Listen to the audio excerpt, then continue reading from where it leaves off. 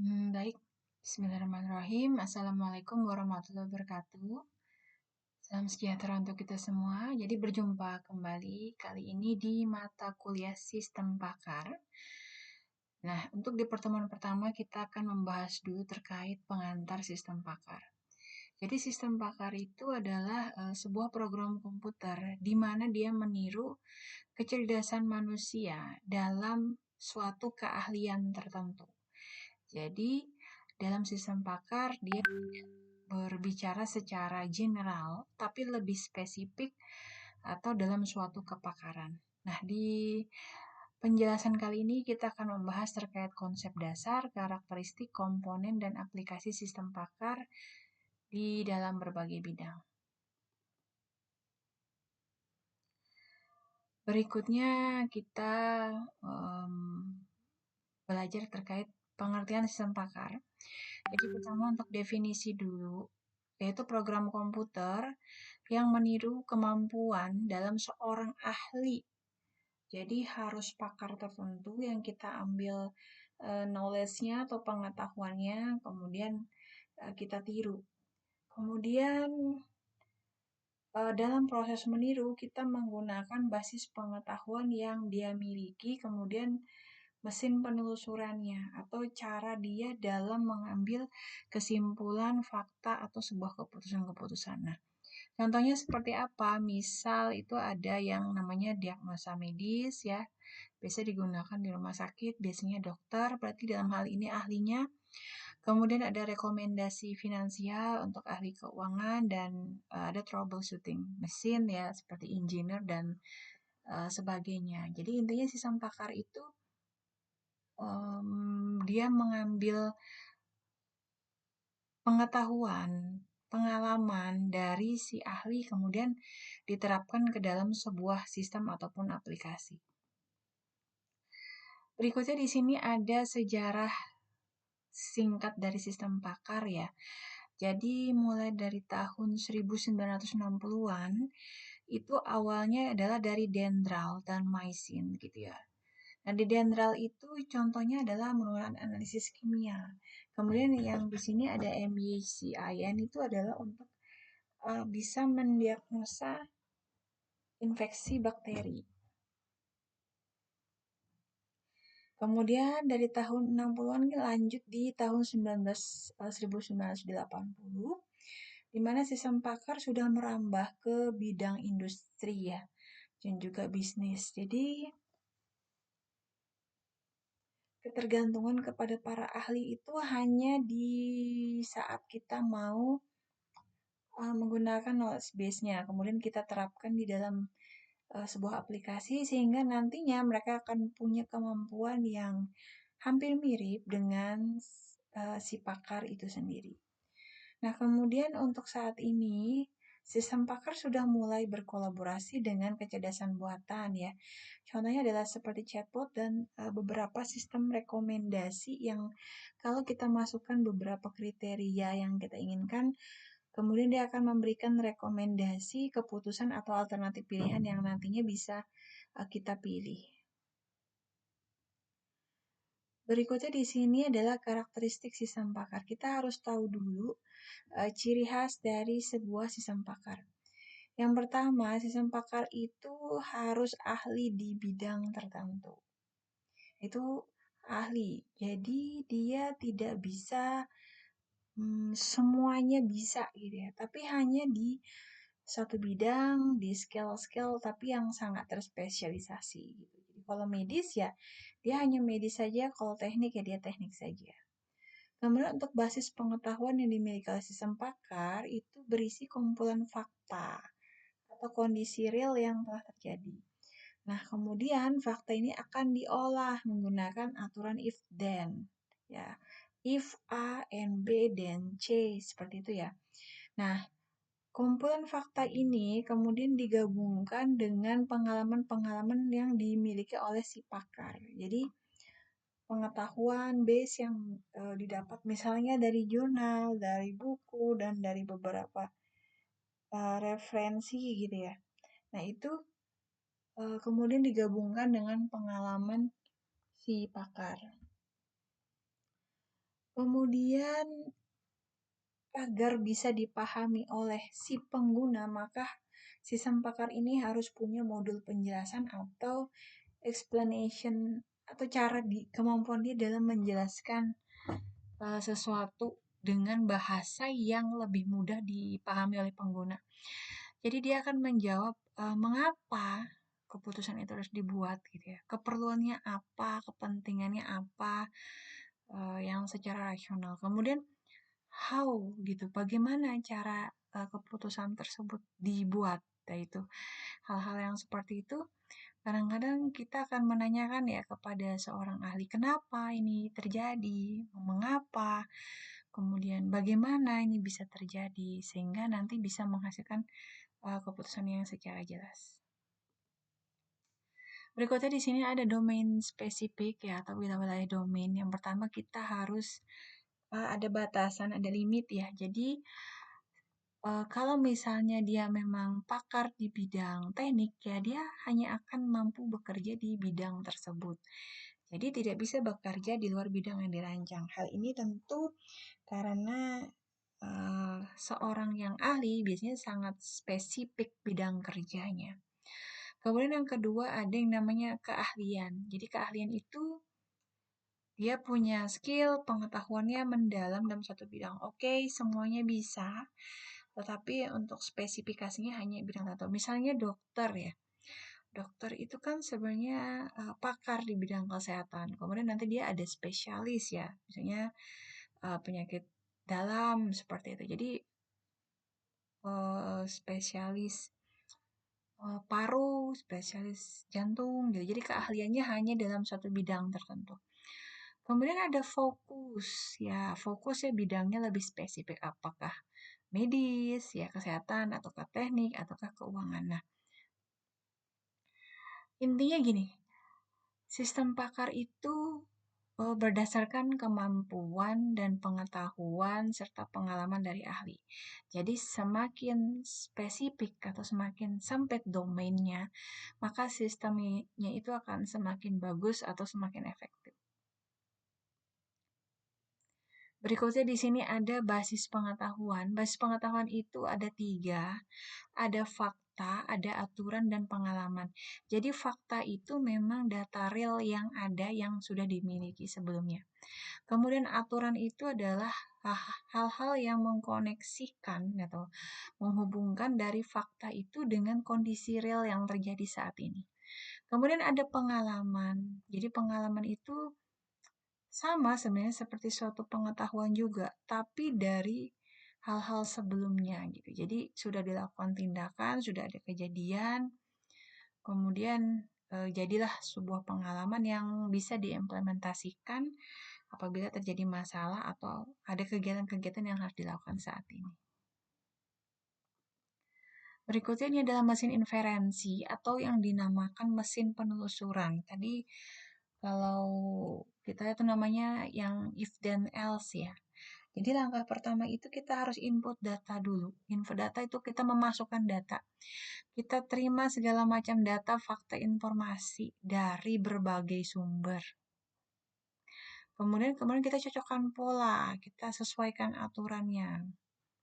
Misalnya kalau suatu pasien ini ada gejala demam, maka kita buat mungkin kita melihat dia batuk, dia melihat dia pilek gitu ya.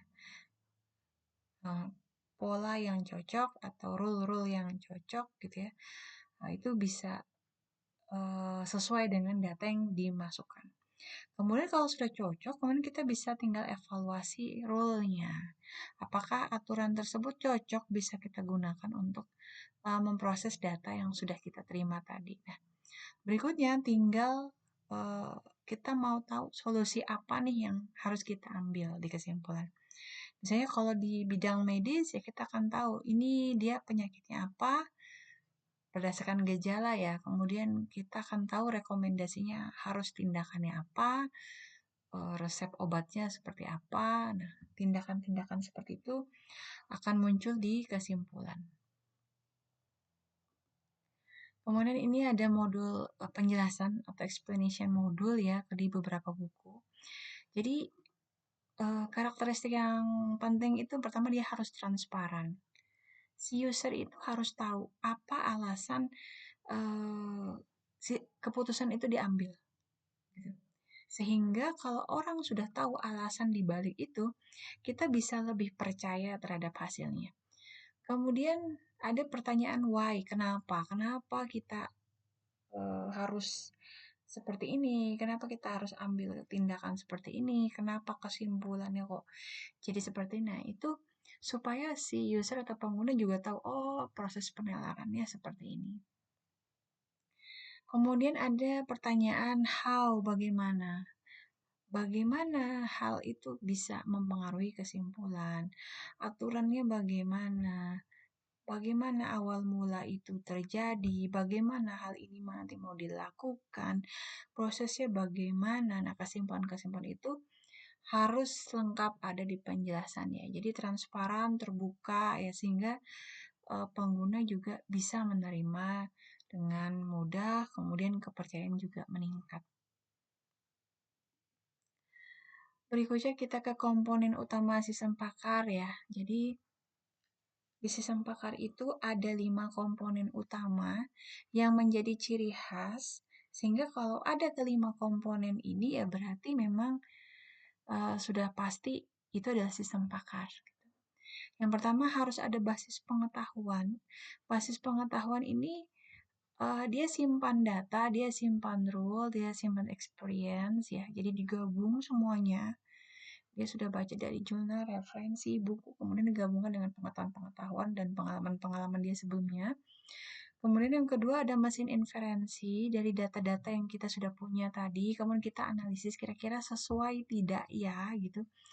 Kalau kita gunakan di sistem pakar.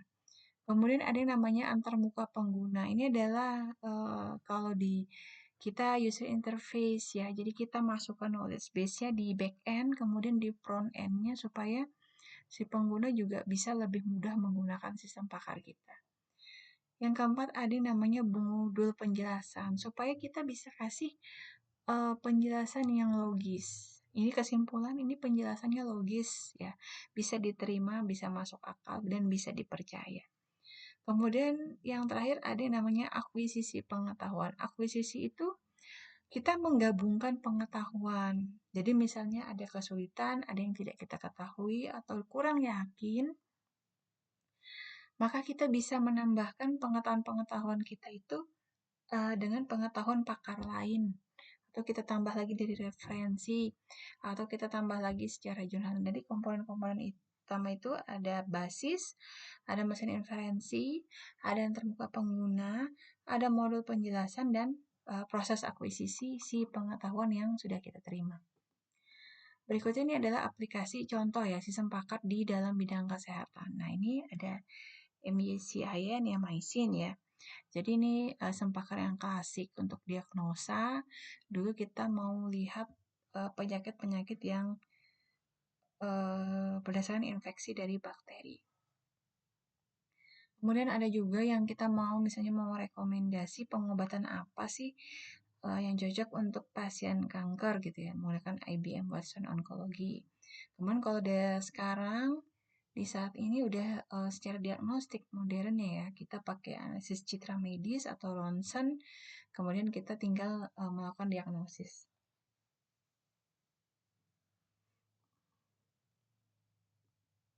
Berikutnya kalau tadi bidang kesehatan atau bidang medis, berikutnya kita ke bidang keuangan. Contohnya itu adalah sistem analisis kredit ya. Contoh bisa mengevaluasi kelayakan kredit nasabah berdasarkan data. Misalnya ada nasabah yang mau mengajukan kelayakan kredit, kita bisa lihat BI checkingnya seperti apa sebelumnya. Selain kelengkapan berkas dia ya, sehingga nanti dari sistem pakar itu bisa merekomendasikan apakah si nasabah ini bisa kita berikan kredit gitu. Kemudian ada yang namanya manajemen risiko, supaya kita bisa identifikasi ya potensi risiko kalau kita mau portofolio investasi seperti ini. Berikutnya ada robo advisor, jadi dia memberikan saran-saran terkait investasi. Jadi kalau profil pengguna A, maka sarannya juga akan beda begitu ya. Sesuai dengan karakteristik dan pengalaman pengguna sebelumnya. Berikutnya, ini adalah aplikasi di dalam bidang teknologi. Misalnya chatbot ya, ada layanan pelanggan otomatis. Kita bisa pakai natural language processing di sini. Kemudian ada troubleshoot. Kita bisa diagnosis masalah ya di perangkat elektronik.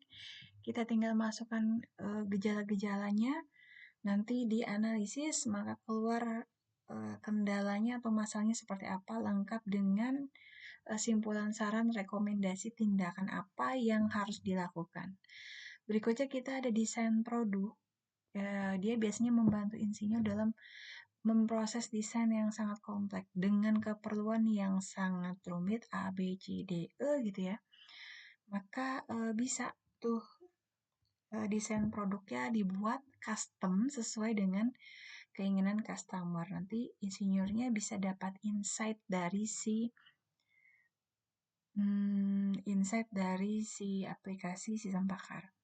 Lalu yang keempat itu adalah IoT ya, ada Internet of Things ya. Jadi bisa mengambil keputusan untuk perangkat yang terhubung.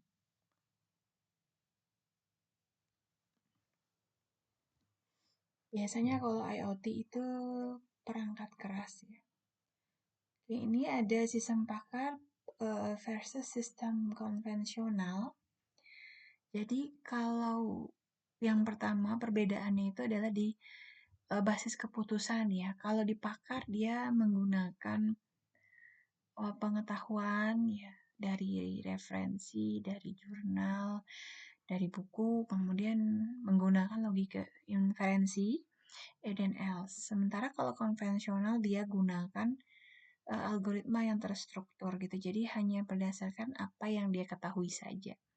Kemudian yang kedua itu adalah fleksibilitas. Kalau di pakar dia implement dengan kasus baru itu mudah. Jadi kalau dengan kasus lama, kemudian kita dapat new case yang harus kita segera selesaikan, tapi kita belum tahu seperti apa hasilnya, itu bisa langsung diintegrasikan.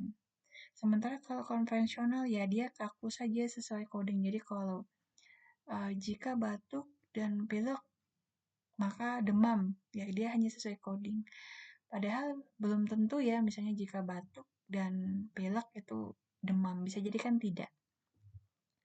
Kemudian dari segi sisi kerumitan atau kompleksitas, kalau pakar itu dia menangani masalah yang tidak terstruktur. Jadi tidak sesuatu yang kadang-kadang tidak biasa, misalnya analisis saham, kemudian dia menganalisis gejala-gejala penyakit yang kadang-kadang tidak biasa atau penyakit-penyakit baru yang belum pernah ada sebelumnya.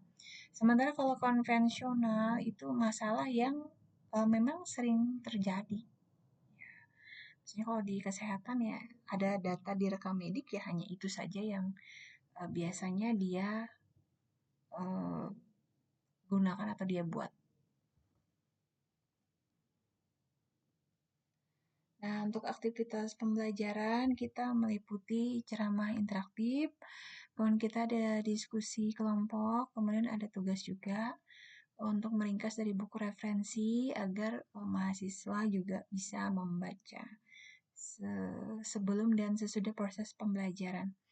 Nanti ada 90 menit, ada 30 menit, kemudian ada 15 menit. Jadi 90 menit itu kita bisa membahas materi terkait sistem pakar, ya ini bisa diskusi atau sharing. Kemudian di 30 menit ini diskusi, tapi diskusi kelompok ya, terkait studi kasus di Dendra atau MYCIN, itu boleh dipilih saja. Kemudian 15 menit kuis, ya itu boleh untuk menguji pemahaman dasar. Jadi prosesnya seperti tanya jawab. Untuk assessment di sini kuis lisannya bobotnya 20%, menilai ketepatan jawaban itu ada 7%, kejelasan penyampaian itu di 30%. Referensinya ada di Gerantano dan Riley 2005 dan buku saya di 2019, buku Ajar Si Sempakar. Ini kuis lisan untuk di kelas ya. Sementara untuk menilai ketepatan jawaban dan penjelasan penyampaian itu bentuknya tugas. Jadi nilainya tadi 2% ya untuk yang di kelas kan digabungkan dengan sharing dan diskusi. Sementara tugasnya nanti ketepatan jawaban dan penyampaian itu total nilai di 100%. Baik, demikian untuk materi tentang sistem pakar. Untuk selanjutnya bisa, apabila ada pertanyaan ya, bisa ditanyakan secara langsung. Baik, demikian. Terima kasih. Wassalamualaikum warahmatullahi wabarakatuh.